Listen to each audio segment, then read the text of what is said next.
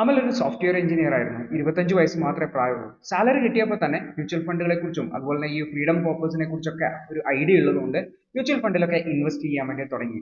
അങ്ങനെ മ്യൂച്വൽ ഫണ്ടിൽ ഇൻവെസ്റ്റ് ചെയ്തു, ഒരു ഫ്രീഡം പർപ്പസ് ബിൽഡ് ചെയ്തു. പാരലലി ഒരു എമർജൻസി ഫണ്ട് വേണം എന്നറിയാം. അപ്പോൾ ആ ഒരു എമർജൻസി ഫണ്ടും മെല്ലെ മെല്ലെ ബിൽഡ് ചെയ്യാൻ വേണ്ടി തുടങ്ങിയിട്ടുണ്ടായിരുന്നു. ഈ ഒരു എമർജൻസി ഫണ്ട് ഓരോ മാസവും നമ്മളുടെ അക്കൗണ്ടിൽ നിന്ന് മാറ്റി നമ്മുടെ അക്കൗണ്ടിൽ തന്നെ പാർക്ക് ചെയ്ത് വെക്കുന്ന രീതിയാണ് അമൽ സ്വീകരിച്ചു പോരുന്നത്.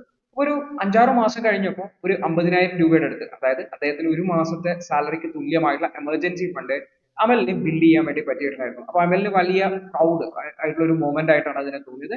ഞാൻ കൃത്യമായിട്ട് മുന്നോട്ട് പോകുന്നുണ്ട് എന്ന് അമലിന് തോന്നുകയും ചെയ്തു. അങ്ങനെ അമലിന്റെ ഇൻവെസ്റ്റ്മെന്റ് ജേണിയും അതുപോലെ എമർജൻസി ഫണ്ട് മാറ്റി വെക്കുന്ന പ്രോസസ്സ് നടന്നു. എന്നാൽ കുറച്ചു കാലം കഴിഞ്ഞിട്ട് അമൽ നോക്കുമ്പോൾ അമലിന്റെ അക്കൗണ്ടിലെ എമർജൻസി ഫണ്ട് കാര്യമായിട്ട് കാണുന്നില്ല. അത് കുറഞ്ഞു കുറഞ്ഞു പോവുകയാണ് എന്നുള്ള ഒരു സംശയം അമലിന് തോന്നി. അപ്പോൾ ഈ ഒരു അവസ്ഥ അമലിന് ഉണ്ടായതുപോലെ നിങ്ങൾക്കും എമർജൻസി ഫണ്ടിൽ ഉണ്ടാവാം. കാരണം നിങ്ങൾ ബാങ്ക് അക്കൗണ്ടിലാണ് എമർജൻസി ഫണ്ട് സൂക്ഷിക്കുന്നതെങ്കിൽ അത് നഷ്ടപ്പെട്ടു പോകാനുള്ള സാധ്യതയുണ്ട്, അല്ലെങ്കിൽ അത് ഇല്ലാതായി പോകാനുള്ള സാധ്യതയുണ്ട്. അപ്പൊ ഈ ഒരു കാര്യമാണ് നമ്മൾ ഈ ഒരു വീഡിയോയിൽ ഡിസ്കസ് ചെയ്യാൻ വേണ്ടി പോകുന്നത്. എമർജൻസി ഫണ്ട് എന്താണെന്നും അത് എങ്ങനെയാണ് പാർക്ക് ചെയ്ത് സൂക്ഷിക്കേണ്ടതെന്നും എപ്പോഴാണ് അത് ഉപയോഗിക്കേണ്ടതെന്ന് തുടങ്ങി എമർജൻസി ഫണ്ടിനെ സംബന്ധിച്ച് അറിയേണ്ട ബേസിക് ആയിട്ടുള്ള കാര്യങ്ങളെല്ലാം നമ്മൾ ഈ ഒരു വീഡിയോയിൽ കവർ ചെയ്യും. ഹായ്, എൻ്റെ പേര് അരുൺ. ഞാൻ ബേസിക്കലി ഒരു engineer and founder of the plant life. ഞാൻ ഓൾറെഡി പറഞ്ഞതുപോലെ ഈ ഒരു എമർജൻസി ഫണ്ട് എന്ന് പറയുന്നത് നമ്മൾ ക്രിയേറ്റ് ചെയ്തിട്ടും മാത്രം കാര്യമില്ല, അതിന് നമുക്ക് പ്രിസർവ് ചെയ്യാനും കൂടി അറിയില്ല എങ്കിൽ എമർജൻസി ഫണ്ട് നമുക്ക് ഒരു നഷ്ടം ഉണ്ടാക്കി തരുന്നതാണ്.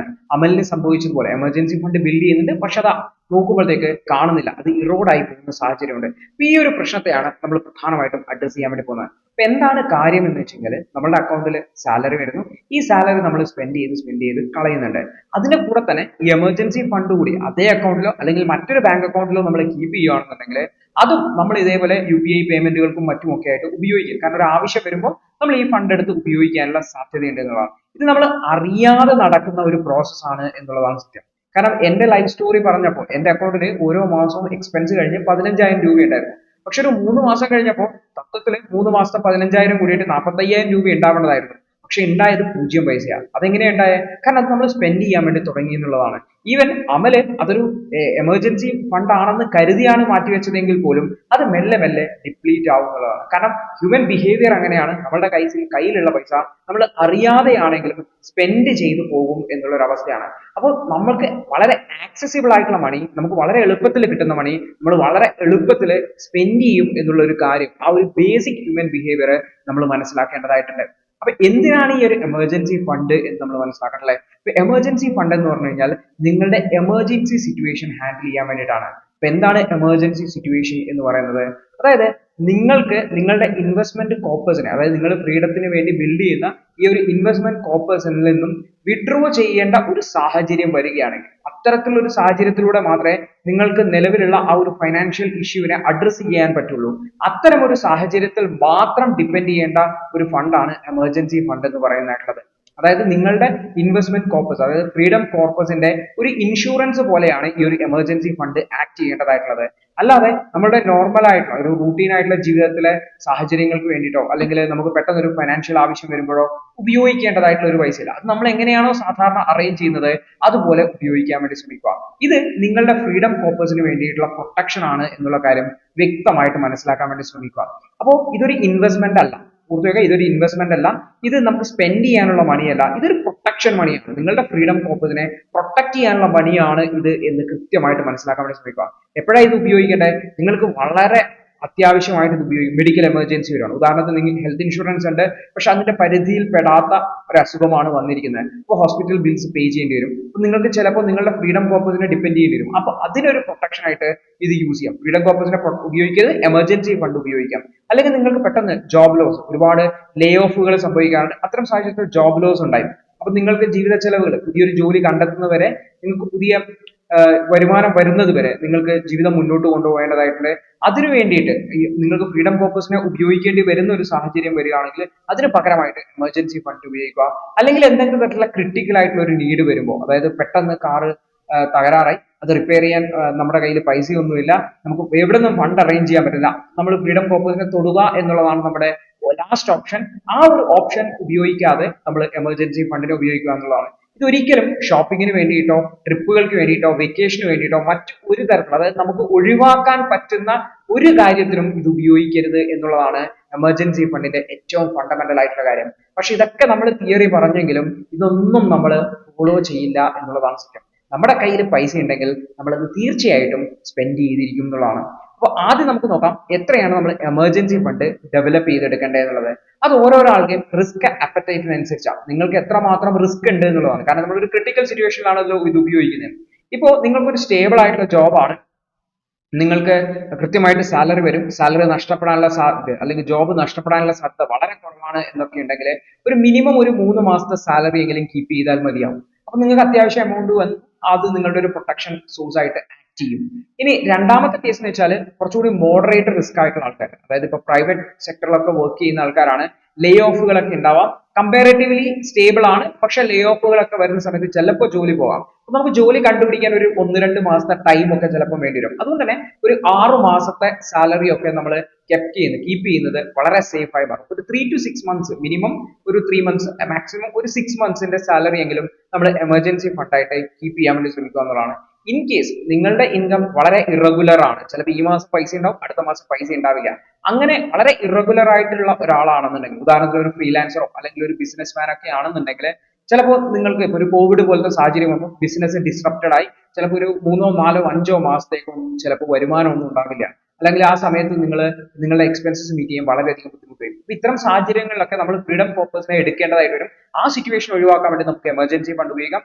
അത്തരം കേസുകളിൽ വളരെ ഫ്ലക്ച്വേറ്റിംഗ് ആയിട്ടുള്ള ഇൻകം ആണ് നിങ്ങൾക്ക് എന്നുണ്ടെങ്കിൽ ഒരു 9 to 12 മാസം, അതായത് ഒരു വർഷത്തേക്കുള്ള തുകയെങ്കിലും എമർജൻസി ഫണ്ടായിട്ട് കീപ്പ് ചെയ്യാൻ വേണ്ടി ശ്രമിക്കുക എന്നുള്ളതാണ്. ഇനി നമ്മുടെ പ്രധാനപ്പെട്ട ചോദ്യം ഇത് എവിടെ കീപ്പ് ചെയ്യണം എന്നുള്ളതാണ്. അപ്പോൾ ഓർത്ത് വെക്കേണ്ട കാര്യം, നിങ്ങളുടെ സാലറിയുടെ ഓരോ പെർസെന്റേജ് ആയിട്ട് വേണം ഇതിനെ ഡെവലപ്പ് ചെയ്തെടുക്കാൻ വേണ്ടിയിട്ട്.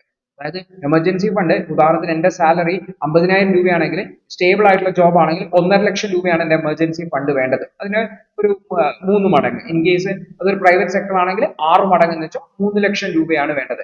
ഈ 3 ലക്ഷം രൂപ ഒറ്റയടിക്ക് എനിക്ക് മാറ്റി വെക്കാനില്ലല്ലോ. അപ്പൊ ഞാനത് എന്റെ സാലറിയിൽ നിന്ന് തന്നെയാണ് ബിൽഡ് ചെയ്തെടുക്കേണ്ടതായിട്ടുള്ളത്. എന്റെ സാലറിയിൽ നിന്ന് ബിൽഡ് ചെയ്തെടുക്കുമ്പോൾ എന്റെ എക്സ്പെൻസസിന് വേണ്ടിയിട്ടുള്ള പൈസയൊക്കെ മാറ്റി വെച്ചതിന് ശേഷം ശേഷിക്കുന്ന പൈസയിൽ നിന്ന് വേണം ഈ ഒരു എമർജൻസി ബിൽഡ് ചെയ്യാൻ വേണ്ടിയിട്ട്. അപ്പൊ ഒരു നമ്മുടെ സാലറിയുടെ ഒരു 20 അല്ലെങ്കിൽ 10 to 20% എങ്കിലും നമ്മൾ ഈ ഒരു എമർജൻസി ഫണ്ട് ബിൽഡ് ചെയ്യാൻ വേണ്ടിയിട്ട് ഉപയോഗിക്കണം എന്നുള്ളതാണ്. എപ്പോഴും ശ്രദ്ധിക്കേണ്ട കാര്യം എന്ന് വെച്ചാൽ, നമ്മൾ ഈ ഒരു എമർജൻസി ഫണ്ട് ബിൽഡ് ചെയ്യാൻ മാസാവസാനം ചെലവെല്ലാം കഴിഞ്ഞിട്ടുള്ള പൈസ കൊണ്ടുപോയിട്ട് എമർജൻസി ഫണ്ട് ആക്കാമെന്ന് ചിന്തിക്കരുത്. എപ്പോഴും എമർജൻസി ഫണ്ട് ആദ്യം തന്നെ നമ്മൾ ഇൻവെസ്റ്റ്മെന്റ് ചെയ്യുമ്പോൾ എന്താണോ ഫോളോ ചെയ്യുന്ന സ്ട്രാറ്റജി, മാസത്തിൽ ആദ്യത്തെ ശമ്പളം വന്നിട്ട് ആദ്യത്തെ ഒരു 5 ദിവസത്തിനുള്ളിൽ തന്നെ അക്കൗണ്ടിൽ നിന്ന് ഓട്ടോ ഡെബിറ്റ് ആവുന്ന രീതിയിൽ വേണം എമർജൻസി ഫണ്ട് സെറ്റ് ചെയ്യാൻ. ഇല്ലെങ്കിൽ നമ്മൾ എമർജൻസി ഫണ്ടിലേക്ക് പൈസ കോൺട്രിബ്യൂട്ട് ചെയ്യാനുള്ള സാധ്യത വളരെ കുറവാണ്. കാരണം മനുഷ്യന്മാരുടെ ബിഹേവിയർ അങ്ങനെയാണ്. നമ്മളും ഒരു മനുഷ്യനാണ്, ഒരു നോർമൽ മനുഷ്യനായിരിക്കും. സോ നമ്മളും ആ ഒരു ബിഹേവിയറിലേക്ക് തന്നെ വരും എന്ന് ചിന്തിച്ചിട്ട് വേണം നമ്മൾ പ്രിപ്പയർഡ് ആയിട്ട് ചെയ്യാൻ വേണ്ടി ഓട്ടോ ഡെബിറ്റ് ചെയ്യുന്ന രീതിയിലേക്ക് പോകേണ്ടതായിട്ടുണ്ട്. അടുത്ത കാര്യം, ഇതൊരു വിസിബിൾ മണി ആയിരുന്നു, നമുക്ക് എളുപ്പത്തിൽ കാണാനും എളുപ്പത്തിൽ നമുക്ക് വിഡ്രോ ചെയ്യാനും പറ്റുന്ന രീതിയിൽ ഈ ഒരു എമർജൻസി ഫണ്ടിനെ നമ്മൾ കീപ്പ് ചെയ്യാൻ പാടില്ല. കീപ്പ് ചെയ്തോ അത് നമ്മൾ ഉപയോഗിച്ചിരിക്കും. കാരണം നമ്മൾക്ക് എമർജൻസി എന്ന് തോന്നുന്ന ഒരു സാഹചര്യം ആക്ച്വൽ എമർജൻസി ആയിരിക്കണം എന്നില്ല. ഉദാഹരണത്തിന് എനിക്ക് പെട്ടെന്ന് കുറച്ച് ഷോപ്പിങ്ങിന് പോകണം തോന്നി, ഇപ്പൊ എന്റെ അക്കൗണ്ടിൽ പൈസ ഇല്ല, വിചാരിക്കണം ഓക്കെ എമർജൻസി ഫണ്ട് ഉണ്ടല്ലോ, അതെടുത്ത് ഉപയോഗിക്കാം, അടുത്ത മാസം സാലറി കിട്ടുമ്പോൾ അതിലേക്ക് റീകൂപ്പ് ചെയ്യാം എന്ന് ചിന്തിക്കും. നമ്മൾ എടുക്കുക മാത്രമേ ഉള്ളൂ, റീകൂപ്പ് ചെയ്യാൻ നമ്മുടെ കയ്യിൽ പൈസ ഒന്നും ഉണ്ടാവില്ല. അപ്പൊ ഇത്തരം സാഹചര്യങ്ങൾ, കാരണം നമുക്ക് ഈ പൈസ ഈസിലി ആക്സസിബിൾ ആണ് എന്നുണ്ടെങ്കിൽ നമുക്ക് ഇതൊരിക്കലും കൃത്യമായിട്ട് മെയിൻറ്റെയിൻ ചെയ്ത് കൊണ്ടുപോകാൻ പറ്റില്ല. അതുകൊണ്ട് തന്നെ വിസിബിൾ ആയിട്ട് ഇതിനെ കീപ്പ് ചെയ്യാതിരിക്കാൻ പറ്റില്ല. ഈസിലി ആക്സസിബിൾ ആയിട്ടുള്ള രീതിയിലേക്ക് ഇതിനെ കീപ്പ് ചെയ്യാതിരിക്കാൻ വേണ്ടി ശ്രമിക്കുക എന്നുള്ളതാണ് നമ്മൾ ചെയ്യേണ്ടത്. അമലിന്റെ കേസിൽ സംഭവിച്ചത്, അമല് ബാങ്ക് അക്കൗണ്ടിൽ തന്നെയാണ് അത് കീപ്പ് ചെയ്തത്. അതുകൊണ്ട് തന്നെ അമല് സ്പെൻഡ് ചെയ്യുന്ന സമയത്ത് ഓരോ മാസം ചെറിയ ചെറിയ എമൗണ്ട് ആയിട്ട് അത് ചെലവിന്റെ കൂടെ കയറിപ്പോയി എന്നുള്ളതാണ്. പിന്നെ എവിടെയാണ് ഇത് സൂക്ഷിക്കുക എന്നുള്ളത്? ഒരു ഓപ്ഷൻ ബാങ്കിൽ FD ഇടുക എന്നുള്ളതാണ്. അപ്പൊ ബാങ്കിൽ FD ഇടുന്നതിന്റെ ഒരു പ്രത്യേക പ്രശ്നം എന്ന് പറഞ്ഞു കഴിഞ്ഞാൽ, ഒരു ഫിക്സഡ് പീരീഡിലേക്ക് 3 months 6 months അല്ലെങ്കിൽ 1 year പീരീഡിലേക്ക് നമ്മൾ FD ഇടേണ്ടതായിട്ട് വരും. അപ്പോൾ അത് നമ്മൾ പെട്ടെന്ന് ഒരു എമർജൻസി വന്നു, അത് വിഡ്രോ ചെയ്യേണ്ട ഒരു സാഹചര്യം വന്നെങ്കിൽ നമ്മൾ ആ FD ബ്രേക്ക് ചെയ്യുന്നതിന് അവിടെ പെനാൽറ്റി ഒക്കെ കൊടുക്കേണ്ടതായിട്ട് വരും. അതിനേക്കാൾ മറ്റൊരു ഓപ്ഷൻ എന്ന് വെച്ചാൽ റിക്കറിംഗ് ഡെപ്പോസിറ്റുകളായിട്ട്, അതായത് നമ്മൾ ഓരോ മാസവും ഈ ഒരു എമർജൻസി ഫണ്ട് ഡെപ്പോസിറ്റ് ബിൽഡ് ചെയ്യുകയാണ്. അപ്പൊ നമ്മൾ റിക്കറിംഗ് ഡെപ്പോസിറ്റ് എന്ന് പറഞ്ഞ ഒരു ഓപ്ഷൻ ഉണ്ട്.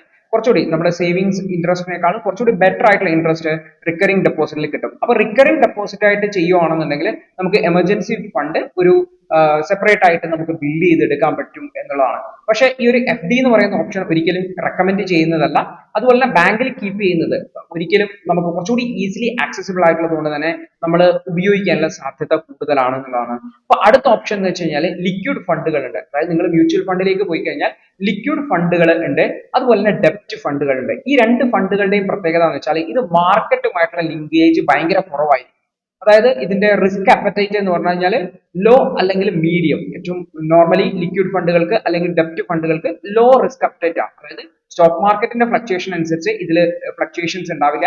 ഇത് കോർപ്പറേറ്റ് ബോണ്ടുകളിലും ഗവൺമെന്റ് സെക്യൂരിറ്റീസിലൊക്കെ ആയിരിക്കും ഇൻവെസ്റ്റ് ചെയ്യുന്നുണ്ടാവുക. അപ്പൊ ഏതെങ്കിലും ഒരു മ്യൂച്വൽ ഫണ്ടിന്റെ ആപ്പ് കയറിയിട്ട് അതിലെ ഡെപ്റ്റ് ഫണ്ടുകളോ അതിലെ ലിക്വിഡ് ഫണ്ടുകളോ എടുത്തിട്ട് നിങ്ങൾക്ക് അതിലേക്ക് ഈ ഒരു മന്ത്ലി ഇൻവെസ്റ്റ്മെന്റ് എന്ന രീതിയിൽ ഈ ഒരു ഡെപ്റ്റ് ഫണ്ടിലേക്ക് നിങ്ങൾക്ക് എന്ത് ചെയ്യാൻ വേണ്ടി പറ്റും, എമർജൻസി ഫണ്ട് ബിൽഡ് ചെയ്യാൻ വേണ്ടി പറ്റും. അപ്പൊ എപ്പോഴും ശ്രദ്ധിക്കേണ്ട ഒരു കാര്യം, മ്യൂച്വൽ ഫണ്ടുകളെ സെലക്ട് ചെയ്യുമ്പോൾ എപ്പോഴും ശ്രദ്ധിക്കേണ്ട രണ്ട് കാര്യങ്ങളുണ്ട്.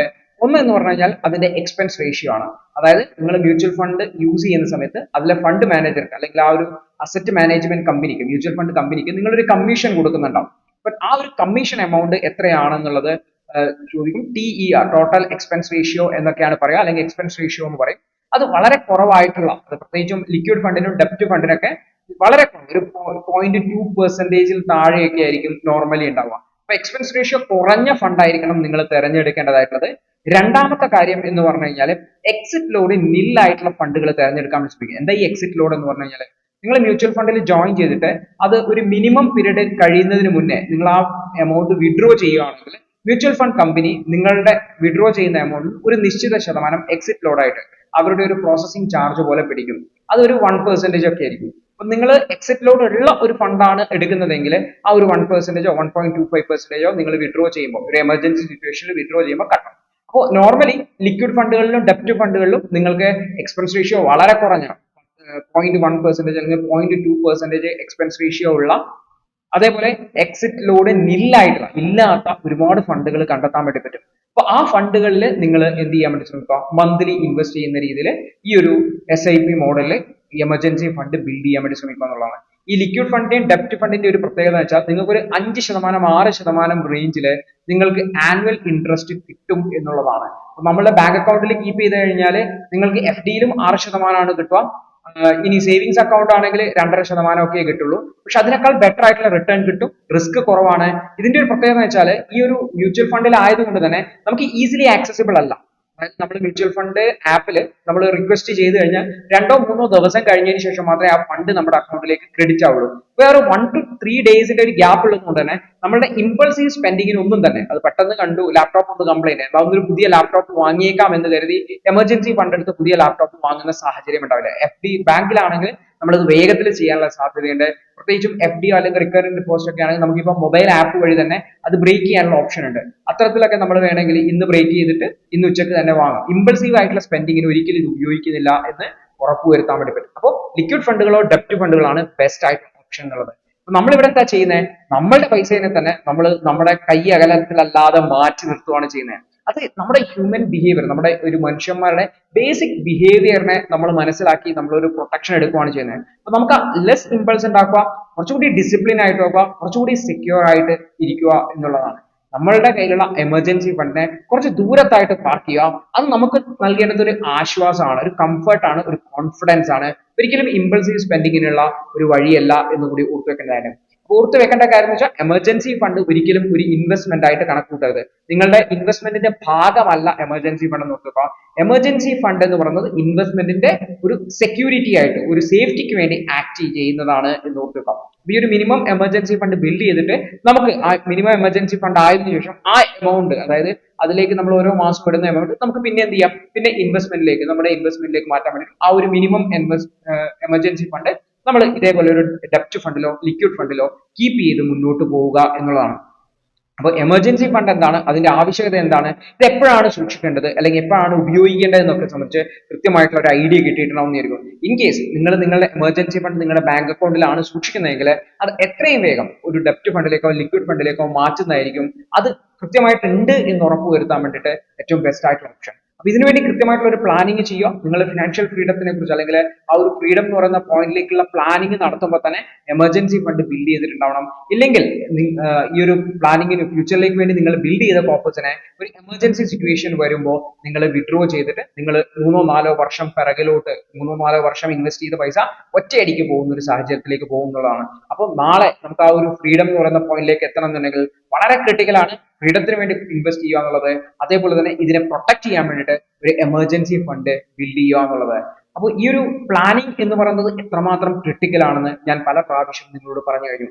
ഈ ഒരു പ്ലാനിങ് ചെയ്ത് അതിനനുസരിച്ച് എക്സിക്യൂട്ട് ചെയ്യുക എന്നുള്ളത് ഫിനാൻഷ്യൽ ഫ്രീഡം അല്ലെങ്കിൽ ആ ഒരു ഫ്രീഡം എന്ന് പറയുന്ന പോയിന്റിലേക്ക് എത്തുന്നതിന് വേണ്ടിയിട്ടും നമ്മുടെ ലൈഫ് ഗോൾസ് അച്ചീവ് ചെയ്യുന്നതിന് വേണ്ടിയിട്ടും വളരെ വളരെ അത്യാവശ്യമാണ്. ഇൻ കേസ് നിങ്ങൾക്ക് ഈ ഒരു പ്ലാനിങ്ങുമായി ബന്ധപ്പെട്ട് എന്റെ സപ്പോർട്ട് വേണം, എന്റെ എക്സ്പീരിയൻസിനുള്ള ഇൻപുട്ടുകൾ വേണം, എന്റെ സപ്പോർട്ട് വേണം എന്നുണ്ടെങ്കിൽ നിങ്ങൾക്ക് ഇൻസ്റ്റാഗ്രാമിൽ എനിക്ക് ഡയറക്റ്റ് ആയിട്ട് മെസ്സേജ് അയക്കാവുന്നതാണ്.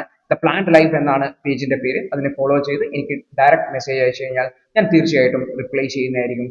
ഈ ഒരു ചാനലിൽ ഇത്തരത്തിലുള്ള ഫിനാൻഷ്യൽ ഫ്രീഡത്തെ സംബന്ധിച്ച് അല്ലെങ്കിൽ പ്ലാൻഡ് ലൈഫിനെ കുറിച്ച്, ഫിനാൻഷ്യൽ ഗോൾസ് അച്ചീവ് ചെയ്യുന്നതിനെ കുറിച്ചൊക്കെയുള്ള ഒരുപാട് കണ്ടന്റ്സുകളാണ് ഞാൻ ഷെയർ ചെയ്യാൻ വേണ്ടി പോകുന്നത്. എന്റെ എക്സ്പീരിയൻസിൽ നിന്ന് ഞാൻ മനസ്സിലാക്കിയിട്ടുള്ള കാര്യങ്ങളാണ് ഷെയർ ചെയ്യാൻ വേണ്ടി പോകുന്നതായിട്ടുള്ളത്. അപ്പൊ ഇത്തരം കണ്ടന്റുകൾ നിങ്ങൾക്ക് ഇഷ്ടമാണെങ്കിൽ തീർച്ചയായിട്ടും ഈ ഒരു ചാനൽ സബ്സ്ക്രൈബ് ചെയ്യുക. നിങ്ങളുടെ സുഹൃത്തുക്കളിലേക്കും ഈ ഒരു ചാനൽ ഫോർവേഡ് ചെയ്യാൻ വേണ്ടി ശ്രമിക്കുക. അപ്പൊ നമുക്ക് അടുത്തൊരു വീഡിയോയിൽ കാണാം. അതുവരെ good bye, all the best.